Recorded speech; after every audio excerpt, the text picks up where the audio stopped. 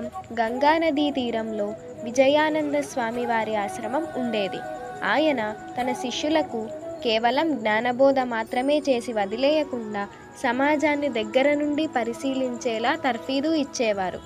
రవీంద్రుడు, జ్ఞానేంద్రుడు అనే ఇద్దరు శిష్యులను ఓ 6 నెలల పాటు ఆయన దేశమంతా పర్యటించి రమ్మన్నారు.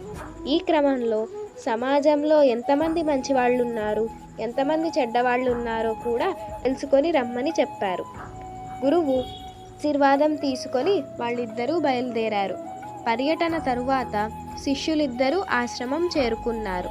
విజయానంద స్వామివారికి నమస్కరించిన తరువాత, లోకంలో మంచితనం లేనే లేదు, నాకైతే ఒక్క మంచివాడు కూడా కనిపించలేదు అని రవీంద్రుడు అన్నాడు.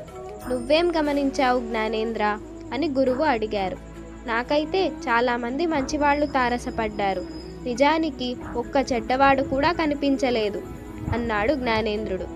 మీ ఇద్దరిలో ఎవరి అభిప్రాయం సరైనదో మీరే తేల్చుకొని చెప్పండి అని స్వామీజీ అన్నారు. వాళ్ళు కాసేపు చర్చించుకున్న తరువాత తాము చెప్పలేకపోతున్నామని గురూజీనే చెప్పమన్నారు. ప్రపంచమంతా పూర్తిగా చెడ్డవాళ్లతో నిండి ఉండదు, అలా అని మంచివాళ్లతోనూ నిండి ఉండదు. మనం ఏ దృష్టితో చూస్తే ఆ దృష్టితోనే కనిపిస్తుంది. అందరిలో చెడునే చూసిన రవీంద్రుడికి అందరూ చెడ్డవారిగానే కనిపించారు. అందరిలో మంచినే చూసిన జ్ఞానేంద్రుడికి అందరూ మంచివారిగానే కనిపించారు. కానీ నిజానికి మంచి చెడుల కలయికే మానవ సమాజం. ప్రతి ఒక్కరిలోనూ మంచి చెడు రెండూ ఉంటాయి.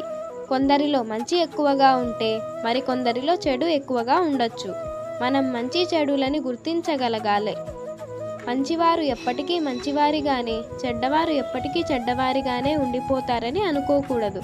వారిలో ఎప్పుడైనా పరివర్తన రావచ్చు అన్న విషయాన్ని గ్రహించాలి.